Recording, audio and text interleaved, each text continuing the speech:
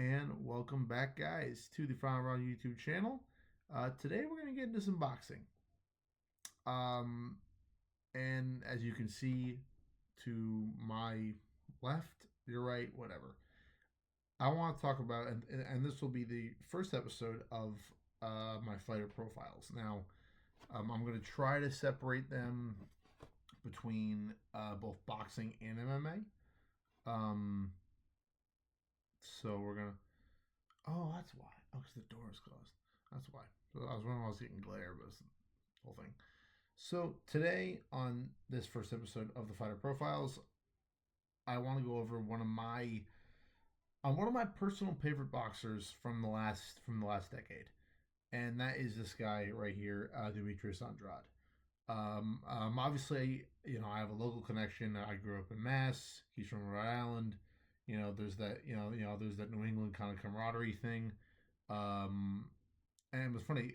Uh, I never got I never got an opportunity to watch him live, unfortunately. But I did watch a bunch of his fights. I watched pretty much most of his, I think all of his title, or at least most of his title. I tried to stay up to date with him. I first heard about him obviously, back in my amateur days. I think it was 2020. Well, I think I was back in 2017. I don't. What was his record at the time? I don't think he was champion at the time. He might have been. He might have been champion. I don't exactly recall if he was champion. He might have been. Um, and he was a two division world champion. Uh, he had you know what? All right, I'm gonna stop because we'll be going over his career. But I just wanted to finish my point. He's a local fighter, well, New England fighter, who I've always had a strong admiration for, and I always felt like, and of course that'll be a big part of this profile, talking about how he kind of got hagglered when I mentioned, because I think I did mention that in my video about Hagler.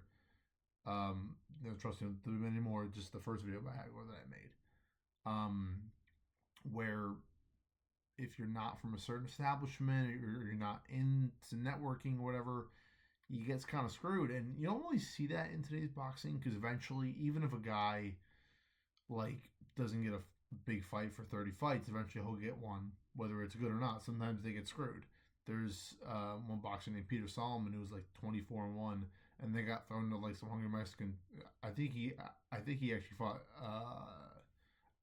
I think he fought Jaime Munguia back when Munguia was like 23 and was killing everybody. Um, Solomon was a good fighter, but still no chance. He was like 34th time. I put a lot of money on him for that fight, I think. But one thing about my boy Demetrius here is he, his whole career, he said, "I want to fight the big fights," and it wasn't like he never shied away. Now maybe he did behind doors, I don't know, but from what I saw, he never dodged any fight, and he was always going to be a tricky fight for anybody. And he called it Canelo for years. He called it Triple G. He called it all the guys at middleweight, at 154, 160, and 168. Uh, you know, you count on, now obviously we will be going over this fight. You'll see here, his most recent fight when he fought David Benavidez, his only loss, in fact. But I'll get to that fight in a second, because there are some things about that fight that I want to get cleared up. So let's start off. He started off. I think he started off 2008. His professional debut. I'm not actually. Can I check his amateur career? Let's see. What was the amateur record? Now this is via BoxRec, so I don't know. The amateur record was 60-11. That that's a pretty good amateur record right there. I gotta be honest. That's a pretty solid amateur record. Um, 60-11 is pretty solid. I mean, you're fighting 71 times, 60 wins as an amateur. It's impressive stuff. Because he's 37 now. He was born in '88, right? I think. So if he was born in '88, how old would he been in? He started 2003. So how old would he be? He'd be 16, right? If he was born to that, no, he'd be 15, right? He'd be 15. Oh, and you know what's funny? Look at this. Ah, I didn't know this. He boxed Sean Porter in the amateurs. Make sure this is the same Sean Porter, but I think this is the same Sean Porter right here. I think so. Hold on, I'm trying to look at it. Yep, yeah, yep. He boxed, and well, it's funny because even though Sean Porter spent most of his career at 147, he started his pro career. In most of his amateur career was at middleweight, and then he started his pro career at middleweight, and then went down to 147, which which you see more common in MMA, but you almost never see it in boxing. Really, once a guy starts at a weight class, he'll go up eventually at the end of his career when he's successful or when he sucks. um, so yeah, so he had a pretty long. Oh, here we go. Wow. I did not know all the guys that he boxed as an amateur. This is an impressive list. We got Danny Jacobs on here. Obviously Sean Porter, Austin Trout. Not sure. Charles Hatley, he's pretty decent. Wow, some decent names on here that he. Oh, that's funny. He split fights. He split amateur fights with Sean Porter. That's cool.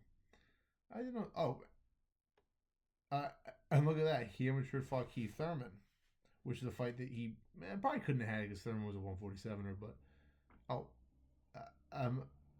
wow, he amateur fight against Araceli Lara, Mike Rodriguez.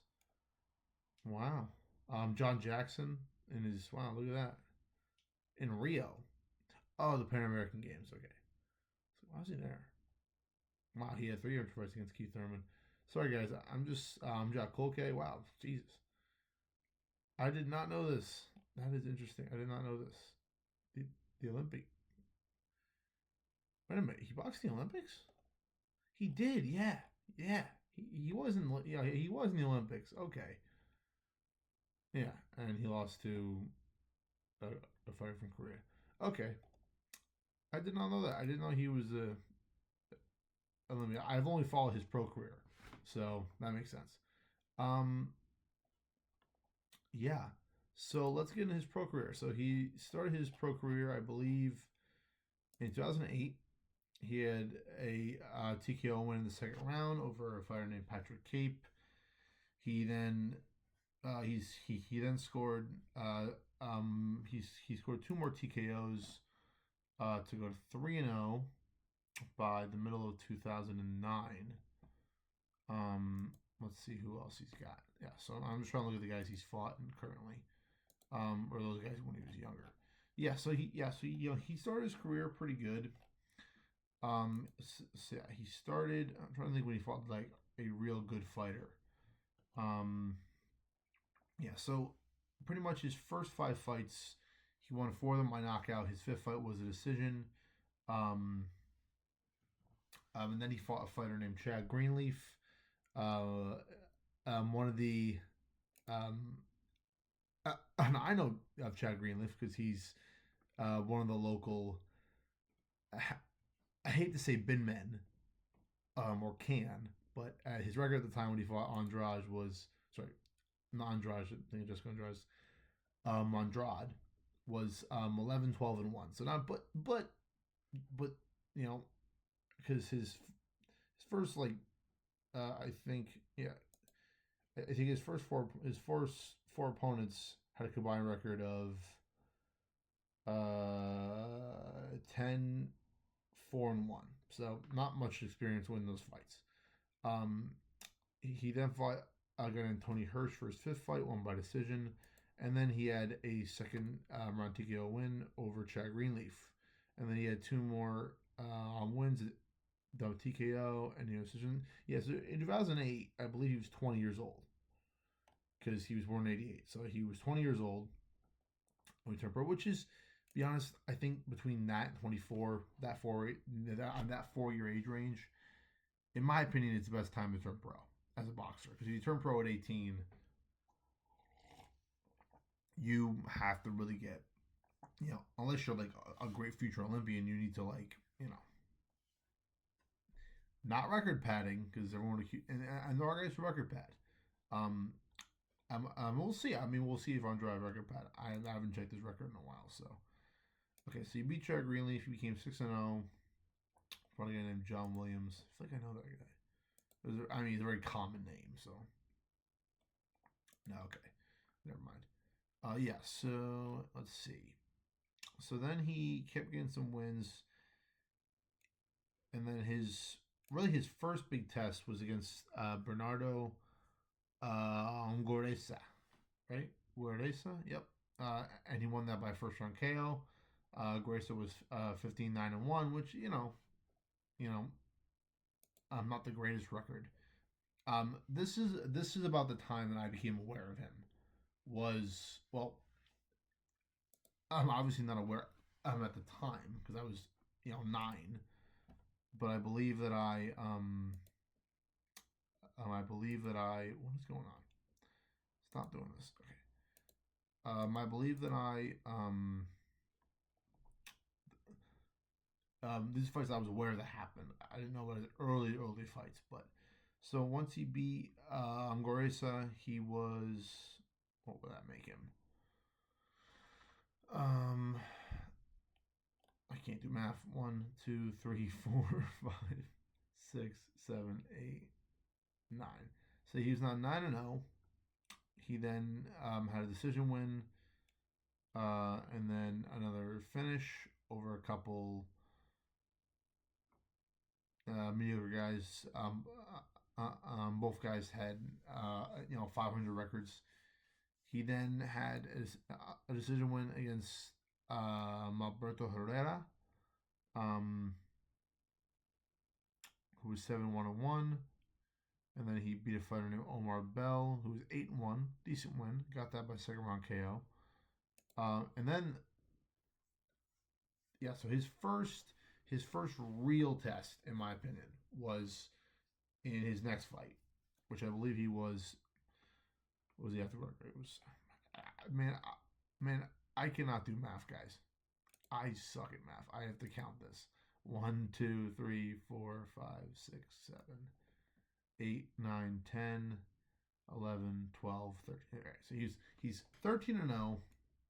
He's got how many knockouts at that point? 1, 2, 3, 4, 5, 6, 7, 8, 9.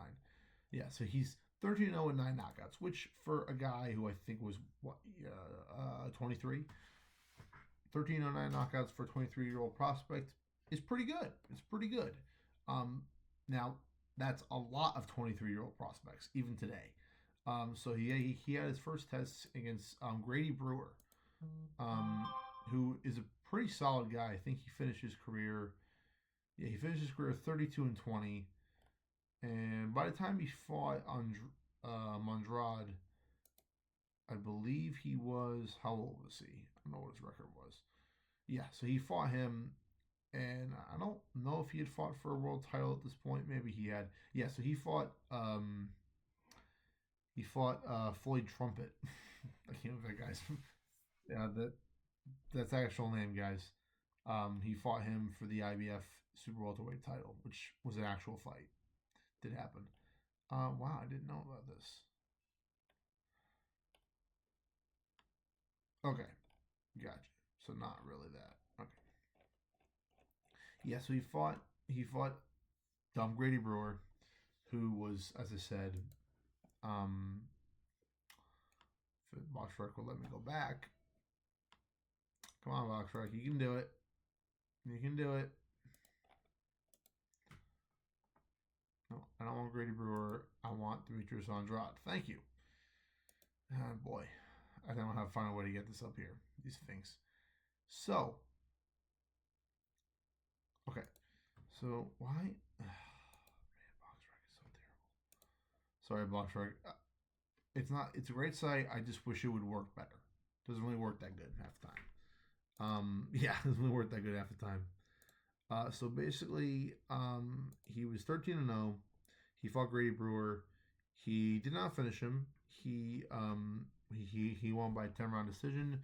Uh, unanimous decision, won wide on the cards 98, 92, 99, 91, and 99. And yeah, sorry. One card was 98, 92. The other two were 99, 91, which means he pretty much won every round. Brewer was 28-12, which was pretty, because he finished 32-20, which means since that fight, since that fight, he was 4-8. So he caught him at the end of his career or towards the end. And then his next fight, he fought a fighter named Saul Duran, or Saul Duran,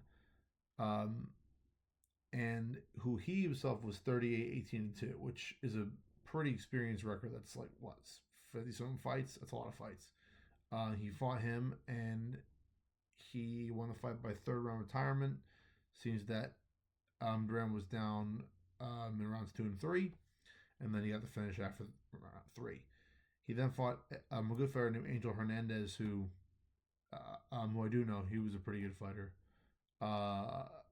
He fought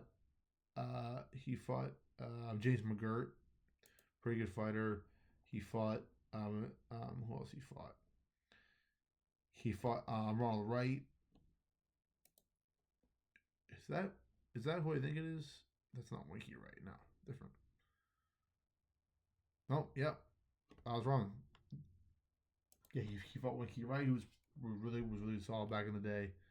But he lost some good fighters too. Yeah, so he was pretty good. And then this was the last fight of his career. Because Andrade beat him by what? He beat by TKO round 2. So at this point, he's now 16. He's now 16-0. 11 knockouts. It's a pretty good record. This is 2012. So he's 24 years old. Pretty good. Took on Rudy Cisneros. Beat him by first round KO. A fighter named Alexis Ross. Beat him by second round TKO. Man, I really should have studied this thing before I did it. But and then and so then this next fight was against Freddie Hernandez, who was 30-3. This was, clearly his biggest test of his career.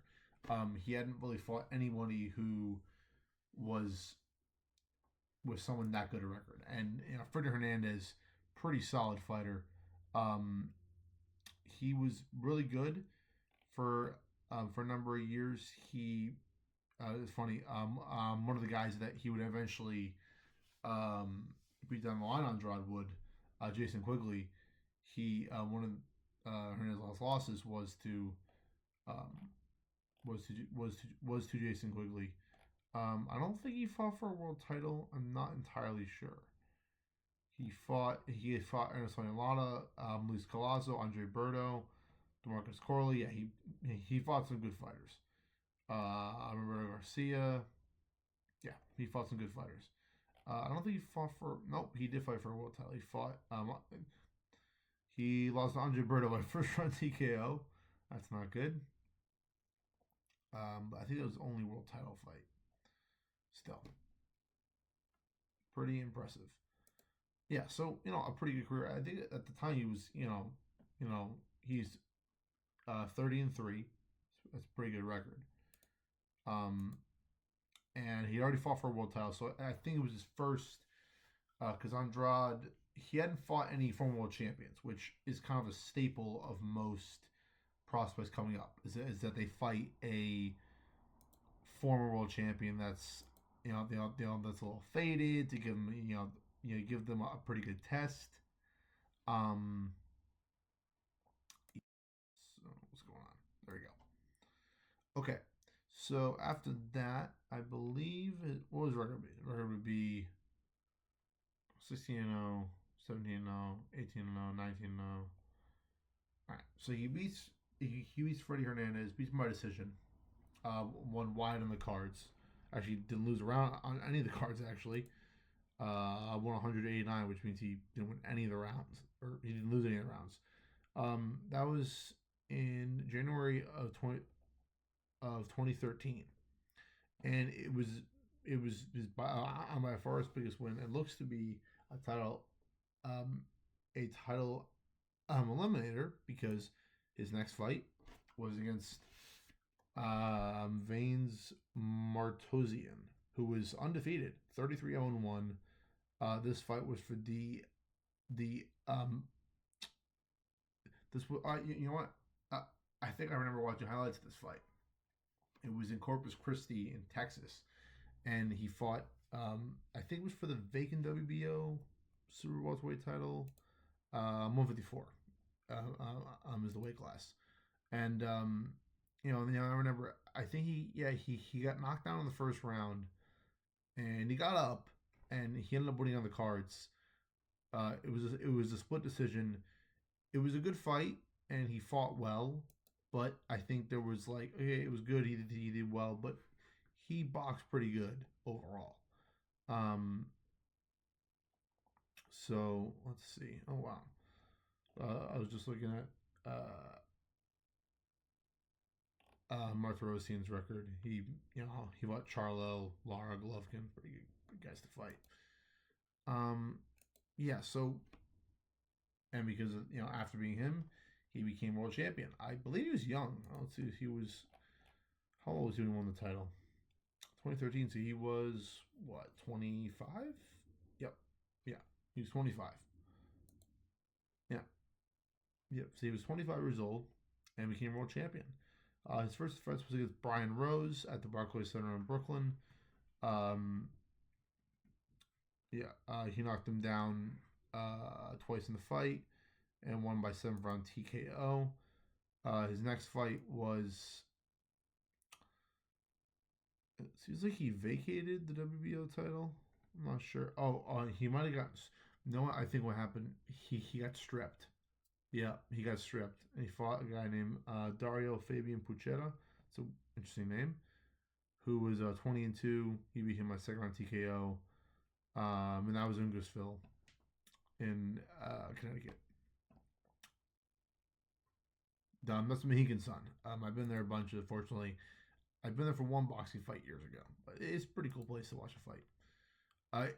It's pretty much like the New England MGM Grand in terms of it's in a casino. It's pretty cool. Nice place. It is the New England shabby version of the MGM Grand or Caesar's Palace back in the '90s. That's kind of what it is, but it's pretty cool. There's been some great fights there. And then let's see. And then his next fight was against Mully Nelson, 25-2-1. He won that by 12-round TKO. And then I remember his next fight was 2017. So so after he won the title, he didn't fight for a year, and then he fought Brian Rose for his first defense, making 26 in 2015. He was 27, and then in 2016 he's 28 years old. He fights Willie Nelson, gets the win, and then he fights Jack Colque. He fought him. This is the first fight he had outside of America. It looks to me like it was in Germany. It's funny. I remember seeing the on the highlights, but I never knew it was in Germany. He won that fight by 12-round split decision. It was. I have watched that fight back, and it was close. Very close fight. I think the cards were, what were they? 116 to 112, 115 to 114. For Colque so two judges had it 116 112 for Andrade. The other had it 115 114 for Jack Colque. Jack Colque is he's Ecuadorian, but he lives in Germany apparently. He was a pretty decent fighter at times. He never really he never really ascended. He never really got to that place where he was fighting. He fought guys like Sergey Derevchenko, but he's one of those guys where you have to beat him, you have to get to world level, and it was a big win for Andrade. He got that win, 20 years old or 29, yeah, or 29 or whatever. Um, and it was a big win. If I'm correct, I don't know if he was at middleweight at that time. I'm trying to figure out when he went to middleweight. Um, nope, that was still at 154. Okay, and his entire career has been at 154 at this point. He then fought a fighter named Montez Fox. He beat him by unanimous decision. He got dropped in round 7. I believe he's only been at this point down twice. Yep, in that first fight, and then for the title, and then this fight. He did win on the cards. And then he took on Walter Dokwa. Yeah, I forgot the guy's name, but I do remember this fight because it was at TD Garden, and I remember I asked my dad if we could go, and he goes, "No, I'm not going to Boston for that." And I was like, "Crap!" So I actually tried to hitch a ride and go there. I ended up not going, unfortunately, but this was the first fight where I knew, I became a real fan of his. Okay, he's fighting this guy at the Garden for the big middleweight title, the WBO title. And so he fought on Walter Kutandakwa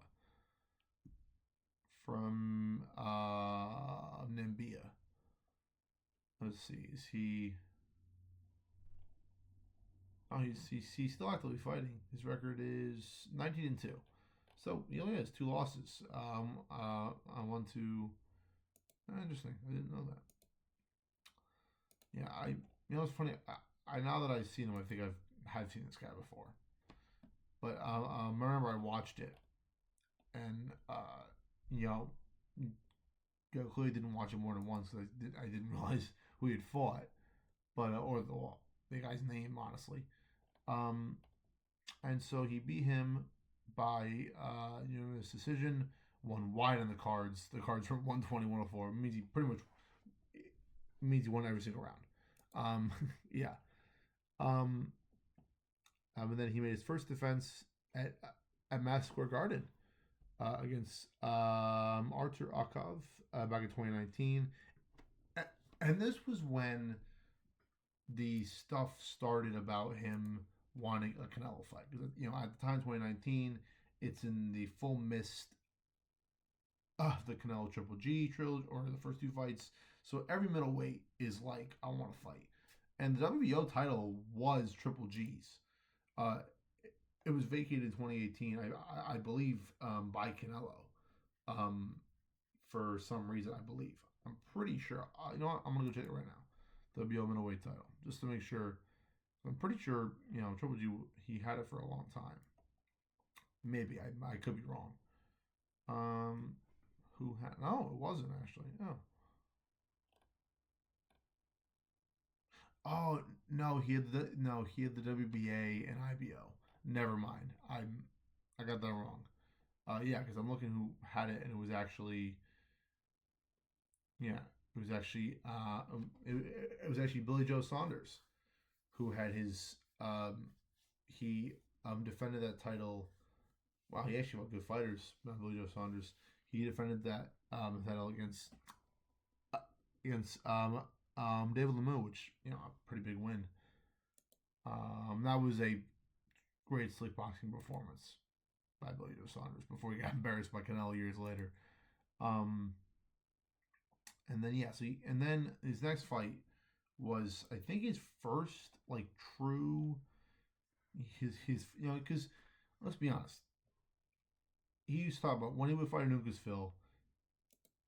To be honest, guys, I've done the drive from there to Providence. It really isn't that far. It's not. It's not that far. Now for Andrade, I want to make clear he was a guy who was obviously, if you're a boxer in Providence, Rhode Island, you grow up worshiping Vinny Pazienza. I lived a mess, and my dad still worships him to this day.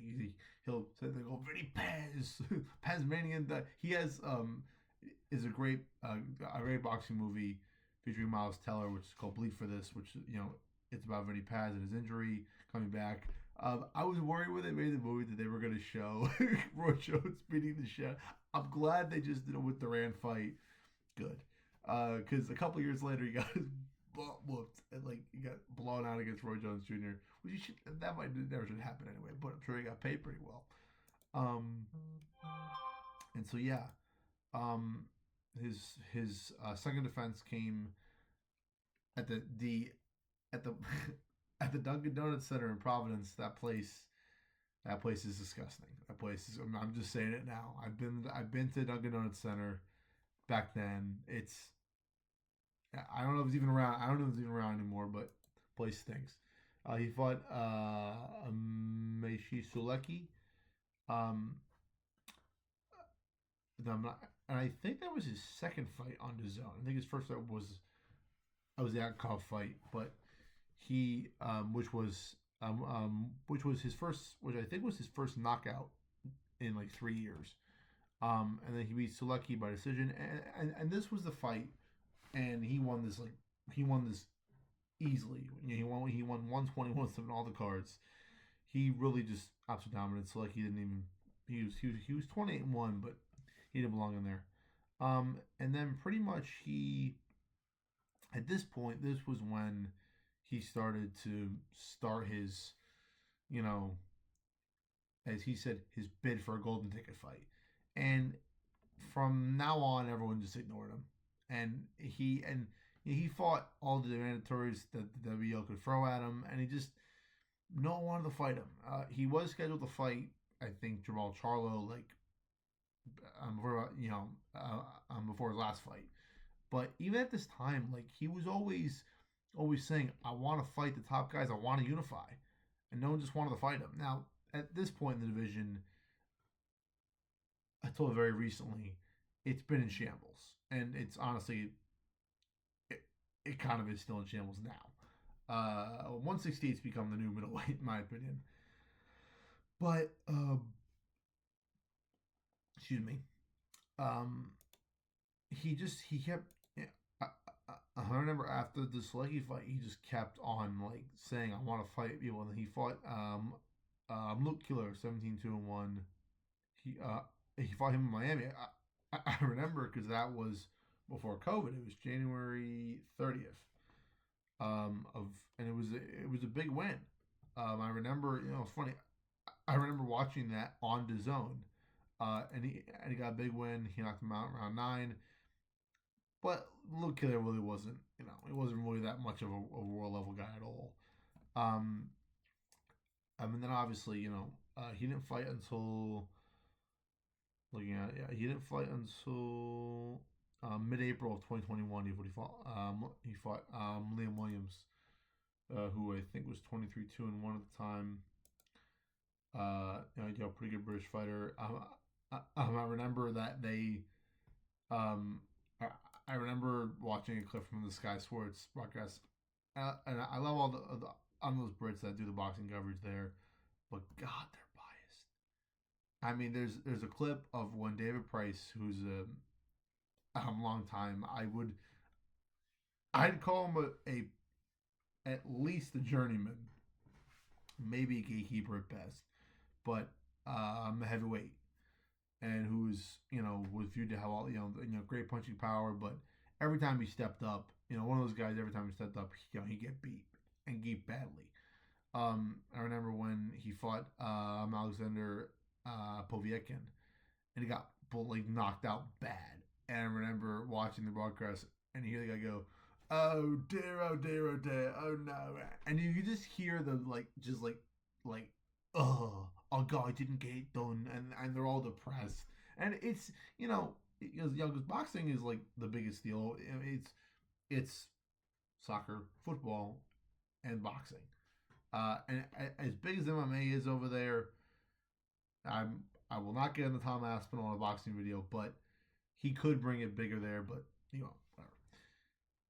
And I swear to God, if this video gets a comment, Strip John. I don't care if it's 4 years from now. I'm finding you. I don't want any Strip John comments, any of our videos ever. All right, all right, maybe a couple. um, yeah, he had the win over Leon Williams. He won that fight by decision. Uh, he won wide, and pretty much all of his decision fights, besides the split decision against Jack Colque, the one when he won the title against the Martirson. He most of his decisions have been wide. You know, he won. He's won really wide and clearly. Um, and so, excuse me. He beat William Williams. That was in, I believe, Los Angeles. He knocked him down in round two, and this was, I believe, the one, two, three. There was the fourth defense of his WWE World Title. He then won Jason Quigley, who was probably, looking at his resume, Jason Quigley was probably the best guy. It was probably the best guy he had fought in his career. Montez Fox was pretty good when he fought him, but you know, proved to be not. He proved to be not that great, but yeah, when you're looking at all the guys in his career, probably between that, and I'd say between, I'd say Jack Colque, and maybe Sulecki. Jason Quigley was the best. Was really the best fighter he had faced in his career. That was still relevant because he was 19-1, and he just beat the crap out of him. He won by second round TKO. I remember watching it, just absolutely destroyed Jason Quigley. It wasn't even close. I think this picture right here is, this is him from that fight when he beat the crap out of him. And that was kind of his last great performance because he had that, and then he didn't fight for almost 2 years because he fought in November 2021, and then his next fight was January 2023. Because so after the Quigley fight, he tried to get a Canelo fight that didn't go through. He tried for Charlo for pretty much a year or two, didn't get it. He tried to fight Jermell at 154. He even offered to go down in weight. He was he was scheduled to fight Ryota Murata, who ended up losing to Ganagula because that was supposed to be a unification fight because Murata had, I think, the WBA or the IBO title, and then right before they were scheduled, Andrade got hurt. The fight was never even signed, and I think at that point I don't know if he vacated his WO or they stripped him. I don't remember. As I said before, the sanctioning body and the alpha bodies are all crazy. It's all crap. I was going to talk about on this Friday's podcast about the whole thing with Dana, and because I want to say this to Dana White, man, you're gonna have trouble dealing with these sanctioning bodies, man, because they don't play. They don't play.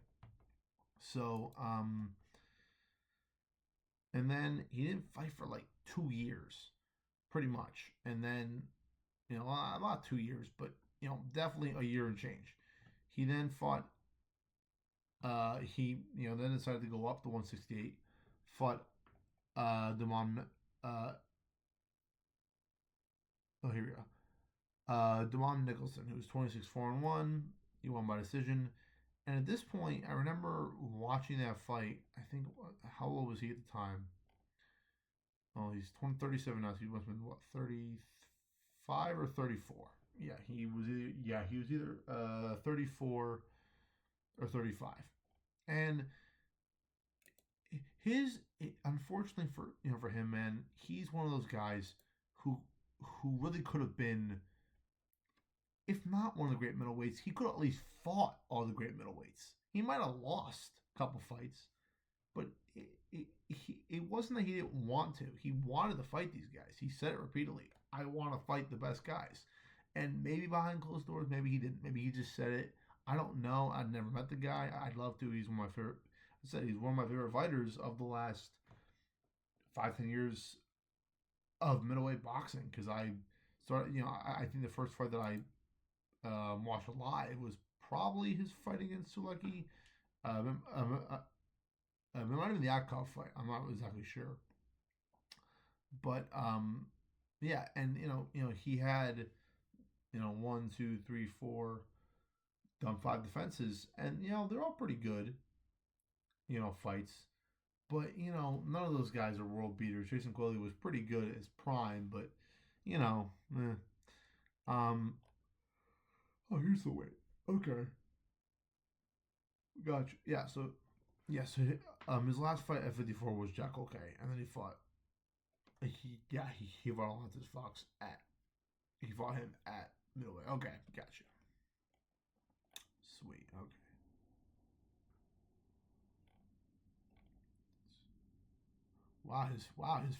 His first pro fight came at welterweight. It must have been he weighed in at 148. Jeez, I did not know that. So he beats the Devon Edwilson. He then his whole career he had asked for a money fight. He had asked for a money fight. He had asked for a money fight, and at 35 he got one against against a really good fighter in David Benavidez. 27-0. On the verge of pound for pound. Himself been chasing Canelo, but the difference is he's got the Hispanic. He's got, and it's no respect, but it's called the Hispanic PR machine for a reason. Dana loves to use it, and I'm sure Bob and all those guys at Showtime, they love to use it too. It was a good fight. They fought, I think, in November 20. It was actually, I think, right before Thanksgiving, or maybe after. It was a good fight. Um, it was his second fight at 168. He looked pretty good in his last fight, but he was 35. And I remember watching the pre. I gotta pull it up. I'm on top of the fight. There we go. Pull it up. There we go. I remember. Sorry, I'm gonna move down. I'm gonna put this up here. All right. Yeah. So I remember when this fight got announced. I remember thinking,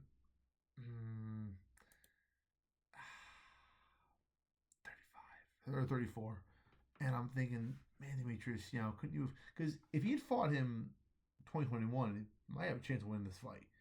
But it's unfortunate, and he got his ass beat. He got beat in 6 rounds. I'm really glad that they stopped the fight. He was down around 4. It sucks because David Benavidez he's awesome. He's a great fighter. I think he's only fought he actually has fought a couple guys since then. He fought David Morrell, which was a really good fight. He won that by decision, and then he fought Donella was actually really good, and then he beat Mosander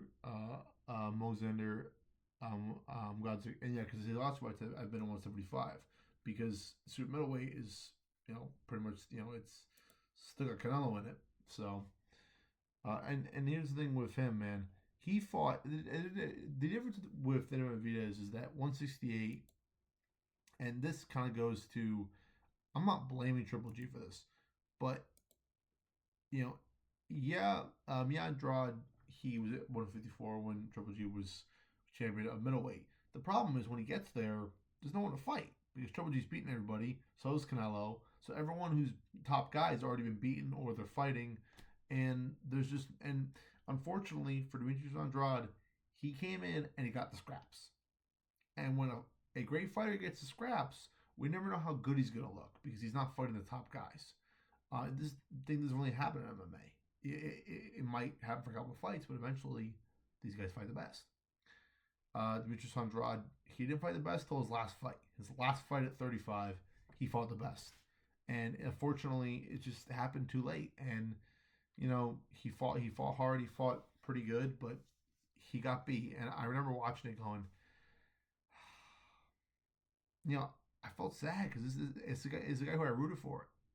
Dumb, and I like that I really do, really I enjoy watching David Benavidez. He's a really, really good fighter.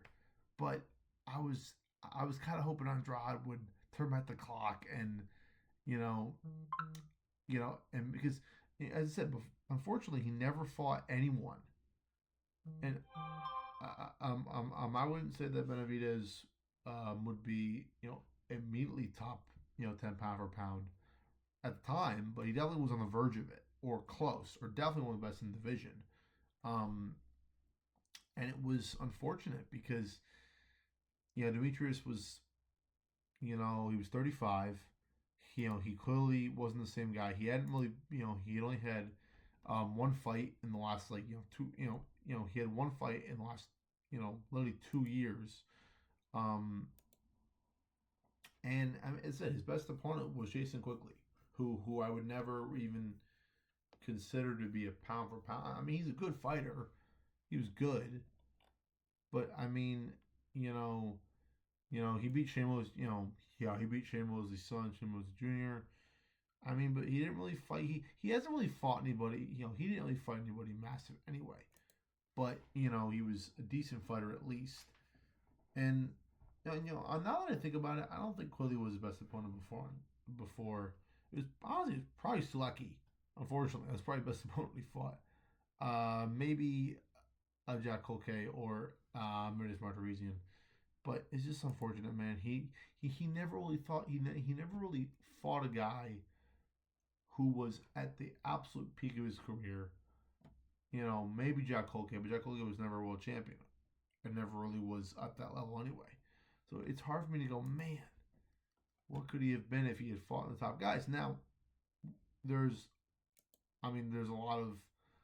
It's easy to say, well, yeah, he would have gotten destroyed by everybody. Easy to say that when he hasn't fought them. And the one guy he fought, Dave Benavidez, he fought when he was 35. So, and that's the age when fighters start going downhill, especially for boxers. MMA guys kind of carry a little longer. Boxers 35 most times down the shitter. Unless you start later or different circumstances, it's going down the freaking shitter, dude. And it's just such for Demetrius. I remember watching the fight, and as he's in the fifth round getting his ass beat, I remember thinking, his whole career, because this is his summit. He's you look at his record, he's 32-0. He's not a knockout artist, and he's more of a, he was a southpaw. I never liked his nickname Boo Boo. I never liked that. I was wishing it's cute, it's cool, but let's be honest, guys, you need something else. yeah, you can't go with Boo Boo.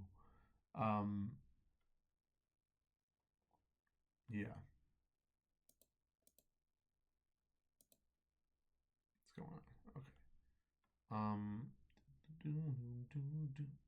yeah, I'm just looking at his record here, and I'm just scanning it, trying to find another guy who would really be, you know, considered his best opponent, and I'm kind of stuck on Jack Colque and the guy who won the first title from, and or Suleki, and none of these guys I would even put in the in the top 10 of a divisional ranking, let alone pound for pound. I'm sure that Jack Colque was. I'm sure that um, Freddie Hernandez was at least maybe was, and I'm definitely Martiresian, but outside of that, man, I just can't see a guy who was highly ranked that he fought, and it's just he gets in there against Dave Benavidez, and he gets his ass kicked. He's finished 6 rounds, and unfortunately, that ends Demetrius Andrade's career. He has. I don't know if he's talking about fighting, and I'm pretty sure he's done. And it's unfortunate that he didn't have a better career. And 32-1, that's not a problem. That's a great. That's a great record. And to fight a guy like Benavidez, who might soon end up on the pound for pound list, he could end up beating him on pound for pound. He's pretty good. I think right now it'd be hard to beat this guy because he's tough and he can box, but he can brawl too. I like him a lot, and Andrade gets to say that he shared the ring with him. Problem is, he shared it at the end of his career when he was, not shop worn because he didn't really hit, he didn't get a lot of big fights and brawls, but he's definitely older. and his body was getting there. And fortunately, that happens to a lot of fighters, and it happened to Demetrius Andrade. And yeah, I mean, he was the guy who I always liked, who I always, you know, I tried to follow his career as best I could. I tried to watch his fights, whether I could buy him on his own or not. I always tried to, and so it's just unfortunate that he it's just unfortunate that he never had a better career. And just shows you about boxing, all the politics. Like if this is MMA, he's a record of 16-0, and he's fighting decent guys. He's gonna get pushed up to the top 10. He'll get pushed up to the title. This is from an MMA standpoint, like if the number 3 or 4 guy ranked in the world never fought anybody in the top 10, that he fought like one ranked guy in 10, like 4 years. That's what it's like. That's what it's like. And unfortunately, you don't get much respect that way. So here I am on this fighter profile video to give Demetrius Andrade his respect. He was a great fighter, and honestly, when he was at his best, when he's beating Sulecki and beating all those other guys who weren't great level, but after he beat Quigley, I said at the time, I think he's the best middleweight in the world. It was 2021. Canelo was beating Canelo, and I think it's not fair to him. All right, it was not fair to him to, you know, to fight these guys who aren't on his level, and then and just it's just unfortunate, that he never got his his just due. And here I am today, Demetrius, to give you your just due. You were a great fighter. I love watching your fights. Wasn't he wasn't like he wasn't for a boxing fan like me. He's an exciting fighter. Likes to punch, box a bunch of moves. But for a casual fan, he's not a knockout artist. I think he had 19 knockouts. Yeah, he was at 32-1, 19 knockouts. That's a KO rate of 60%. That's okay. But he was good, man.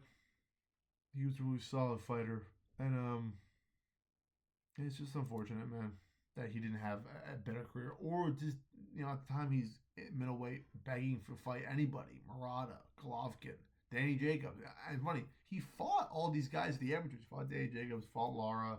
He was supposed to fight Arizona Lara several times at 154. It never happened. He was always a guy where he was the other guy. You're like, yeah, Canelo, Triple G, Murata, Danny Jacobs, the Ruchenko, the Charlo. And then at the end you go, oh, who's that other guy? He's WB. Oh, Andrade. Yeah, that guy. He's always the other guy. Like he's always the guy you go, oh yeah, that guy. Yeah, I forgot he forgot he existed. A lot. There's many boxing fans who I talked to like who was he? Even real fans, I have no idea who the hell he was. Not like hardcore is like me, but fans who follow sport pretty decently. No one knows. No one knew who he was till he fought Benavidez. And it's just unfortunate that his last fight came with it got him respect. It got him some renown. It he sure got a pretty good payday, but at the cost of his career. Okay, he lost the fight. He got known. He got renowned. He got all this stuff. He got money. But you're 37 and he just got knocked out. So that's going to do it for the first boxing fighter profile for Demetrius Andrade. Wasn't really structured well. I'm sure I made a gazillion mistakes doing this video, but overall I think we got there. And just a quick thing to cover his career. I just feel like, as I said, he was one of the other guys. He never got his. The difference is he never got a chance to prove at his prime when he was 29 and 30 years old. He never got a chance to prove it. Now when he was at 154, he fought some decent guys at that weight class. Not the greatest guys, but decent guys at that weight class. At middleweight, he fought not cans, but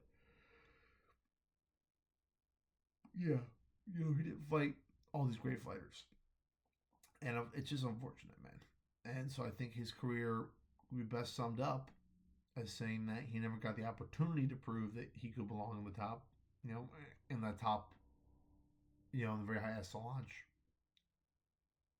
echelon, the echelon.